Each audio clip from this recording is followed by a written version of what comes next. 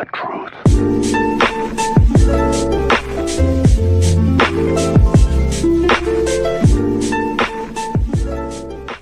Shots, playing defense, he gave us a big spark, and you know we need people from the bench to come and give us that spark. You know, it's really huge for us. Jeff, we just finished talking with Joe about the connection you guys have. From your perspective, what's it like being out there on the floor with him? I mean, it's fun. It's fun because, you know, he's a very smart player and he's a very unselfish player. It's almost like he doesn't want to shoot. You have to tell him to shoot for him to shoot the ball. So it's fun, you know. He can see the defense and punish them for the mistakes. And when you get a player like that, you gotta take advantage of it. You shoot 57% overall. The team commits 22 turnovers, as you mentioned. Still some of those issues. How would you assess how the offense performed overall? I think beside the turnovers, I think we did a great job moving the ball and you know, and knocking down the shots, the paint and the threes. You know, I think that's the team we want to be. And like I said, the turnovers were mostly because we lacked of physicality and of force, especially in the first quarter. And once we took that away, we just scoring. Ed mentioned. Sorry to interrupt. Ed mentioned the other day that you guys have a stretch coming up. Playing more home games, playing teams with some sub 500 records. How important is it to kind of, obviously you take each game importantly, but is there kind of an extra emphasis to kind of get these wins? Every night.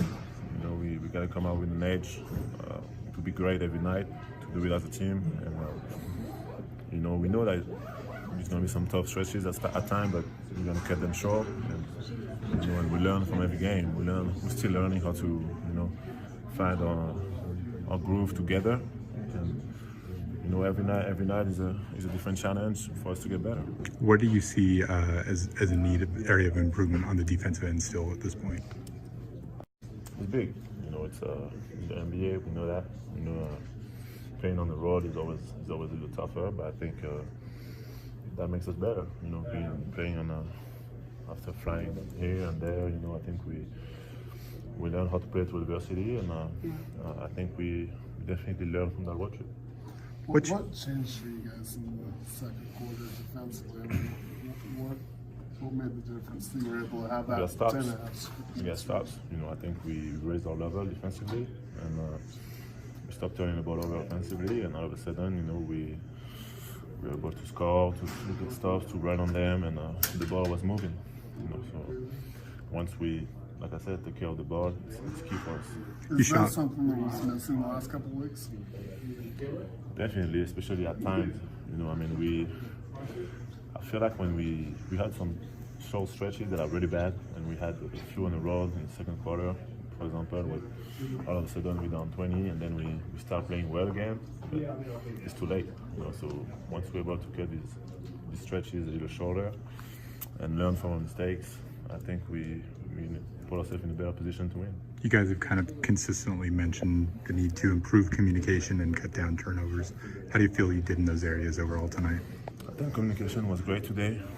You know, I think when we had some breakdowns defensively, we knew once they happened, we knew what they were, which is a good sign. You know, now the next step is to take those away. And you know, like I said, when we turn the ball over, it's really hard for us to run back on D and to set our defense. And if we take that away, you know, we're in great shape. Rudy, what did Jeff bring off the bench tonight? And one more from me, Jeff. What did Jeff bring off the bench tonight for you guys? I don't know his box score, but he was really good when he's aggressive and confident in his shot and talking on defense, switching. I think he blocked a couple of shots. Just when he's kind of a guy that brings a little bit of everything, I think, and it's nice when he's not airballing threes and actually swishing them. It's a personal joke, so you guys can tag him in it if you want. But no, he was really good. And, that's what we expect of him every night. And I think he would say he's been a little up and down, but for him to play like that and be aggressive and shoot the ball and do what he does it goes a long way in us winning games. 7-foot French I don't know, whatever he is. I don't know. I mean, just trying to read it, make plays. Obviously, he's a really good screener, and playing with him for 6 years, I think we know how to play with each other, especially in those kind of situations in the pick and roll, and yeah, just trying to come off, be aggressive, make plays. Rudy's response. The win. Yeah, the win. You know, it felt good to get back on the winning track. The way we played today was how we were supposed to play. But you know, it felt good. It felt good to get back into that good rhythm. You said that honesty is going to be the best approach to remedy these games. How much did you feel like your teammates had the discussions to get it right, and not necessarily? Well, I don't think we needed a discussion. I thought we just had to, like I said, look ourselves in the mirror and, you know, figure it out as an individual, you know, how to better the team by doing your job. And I think we did that. The last 2 days in practice, we competed. You know, we communicated a lot better, and you know, it translated in today. So, you know, I'll take that. How much does that build on a team when you see a teammate take such personal accountability the way your teammates do? That shows responsibility. That shows leadership in their own way, and it also forces everybody else to do the same. So that's what we need. We just got to continue to build on today's win. You know, we got a good team coming in on Monday in OKC. They've been playing well, so we got to get back to it tomorrow and regroup and, you know, try to take some positives into Monday and, you know, do the same. We just got to keep working defensively, and sometimes people are going to make contested shots. Jackson made an unbelievable move in front of our bench with a step back three, but I think our communication defensively continues to, you know, that's a key for us. And I think it manifests itself, whether it's contesting a shot, you know, switching when we need to switch, or when someone's needing help. And the guys talked about it, timeout. We just tried to raise our level. So it's good that, you know, we did that. What did you like about Joe's performance tonight? Well, he shared the ball. I think everybody was conscious, and they came out really physical early. And I think as the game progressed, you know, our level kind of just our determination to cut and move, which alleviated some of that. And, you know, Joe's penetration, you know, I think 10 assists. So, you know, making plays for other people, which he's good at. Starting to fall into a comfort level, and I know, you know, his ability to, like I said, to make plays and find people in the perimeter and finish, and then a great decision-making game. I thought he was, you know, he made really good decisions. The focus is on the need to improve. You know, the focus is on the execution.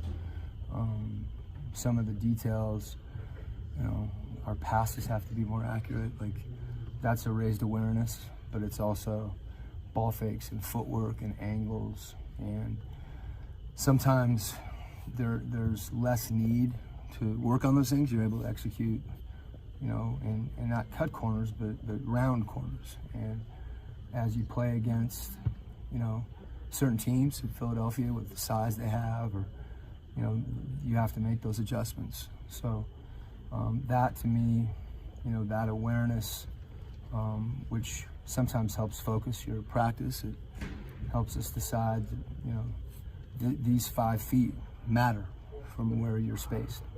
And until you feel that, you can talk about it, but it doesn't kind of resonate as deeply.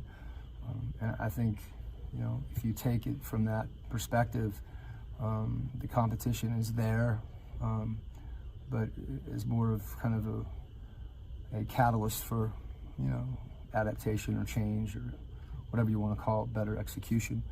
And then I think the other thing is, you know, the defense, like, look, this game, your offense affects your defense very on the most fundamental level. If the other team steals the ball from you in the backcourt and lays it in, it's hard to defend against that. So that happens in different gradations. You know, it can happen when a guy goes to the rim and has a layup and misses the layup and he's out of bounds. Well, suddenly you have, you know, a difficult transition situation. That's why sometimes we'll foul in the backcourt to alleviate that. So those are the ways that your offense, you know, puts pressure on your defense or helps your defense. So even if you're, you know, you're not making shots, sometimes that pressure is mental. You know, you can get down about that, and you know, that's not the best answer. The best answer is to go guard again and maybe get a stop and get something easy. But we want to keep going to the basket.